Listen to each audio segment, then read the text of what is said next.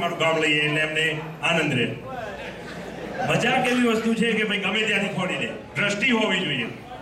એક દિવસ અમે ડાંગરવા રેલવે સ્ટેશન પર બેઠા હતા અને એક ભાઈ એમની વાઈફ પિયર જતા હતા તો વિદાય આલવા આવેલા, પણ ભાઈ ઘણું રડતો હતો કે મન નહીં ફાવે. બેન કે તમે ચિંતા ના કરશો, હું અઠવાડિયામાં આવી જઈશ, અઠવાડિયામાં ઘણું રડતા હતા. પછી ધીરે ધીરે બેનની તો ગાડી આવી એટલે ધીરે ધીરે બંધ થયા થોડું કરી. પણ એ ભાઈએ જોયું તો બાજુની બેન્ચમાં એક ભાઈ રડતો હતો એકલો બિચારો. એટલે પછી પેલા એ જઈ હફતુની બે દુખિયારા ભેગા થાય વાત કરે ને ભાઈ તે કે ભાઈ મારા તો વાઈફ જાય છે એટલે હું રોઉં છું, પણ તું શા માટે રોવે છે? કે જો ભાઈ આ તારી જેમ જ જાય છે ને એમાં મારી આવે.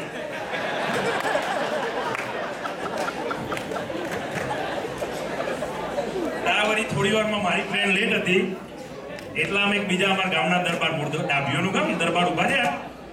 બારીવાળાને જઈને પૂછવા માંડ્યા કે ભાઈ કલોલવાળી કેટલા વાગે આવે છે? બારીવાળો કે 12 વાગે. તો કે પછી તારે સાબરમતી વાળી કેટલા વાગે આવે છે? કે 1 વાગે. તો કે કાલુપુર વાળી કે 3 વાગે. 8-10 ગાડીઓના ટાઈમ પૂછ્યા. પછી પેલો બારીવાળો બિચારો કંટાળ્યો કે દરબાર તમારે કઈ ગાડીમાં જવું?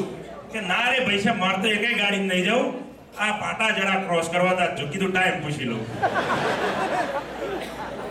એટલે દ્રષ્ટિ જોઈએ મજાક માટે, બરાબર? હવે મારા બી 1-2 જોક્સ લઈ લઉં. મારા પરણ્યા પહેલાની વાત છે ભાઈ. મારે છોકરી જોવાની વાતો ચાલતી હતી ત્યારે અચાનક મારા ફોન મેં એક જગ્યાએ છોકરી જોવા ગયા.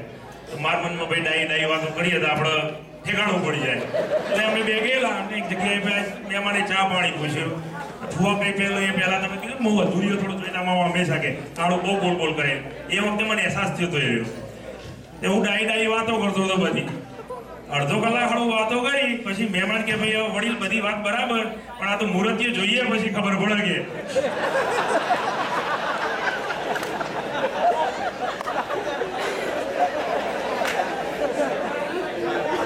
હા ના જોઈતા મામા હોત તો વાંધો નહીં, બરાબર? જોઈતા મામા ગમે તે કહીએ ખરેખર આ તો કોઈક દિવસ અમે ભૂલી જઈએ. બાકી અમને જેટલો ગર્વ છે કે મુખાસર અમારું મોસાળ છે, જેના લીધે અમને આ સત્સંગ મળ્યો છે ખાસ તો એના અમે ખૂબ મુખાસરના આભારી છે. બધાએ ભણ્યા, બરાબર? એ બાબતે તમે દિલથી અમે અને કોઈ દિવસ ભૂલ થઈ ગઈ હોય મજાકમાં ભાઈ તો અમને માફ કરશો, પણ અમારી કોઈ બદ ઇરાદો હોતો નથી, બરાબર? આમ જો કે દિવાળીની બોનસ નથી આવતી એ બાને અમે ચોક્કસ લઈએ છીએ, પણ જો તમે દિવાળી બોનસ ચાલુ કરી નાખો બધામાં 11 જેમ જે કહે તમારે આવે એમ કઈ બહુ જરૂર નહીં. જોક્સ રાગે બસ ઘનશ્યામમાં દર દિવાળીમાં ના લે કોઈ દાડું એમનું નામ લઉં છું ભાઈ.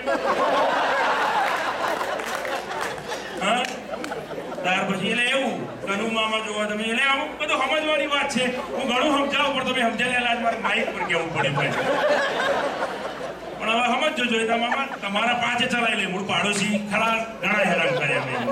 જોઈતા મામા હંમેશા પહેલા એક જોક મારતા, હું નહીં આવતો ને મુખાસમાં બાર કે હાલ દરબારો કાં નાય છે કે તમે રોજ નાવા પહેરી જાઓ મુખા એના પાણીમાં.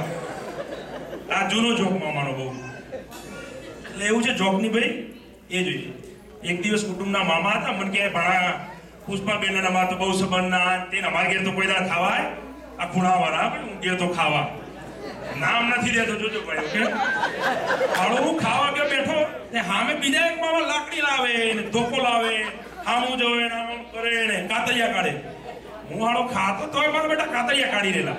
પછી મેં પેલા મામાને પૂછ્યું કીધું પૈસા હોમેવાળા મામાને કોઈ તકલીફ છે તમારા જોડે? કોઈ ના ભણા તું તાર શાંતિથી ખાઈ લે.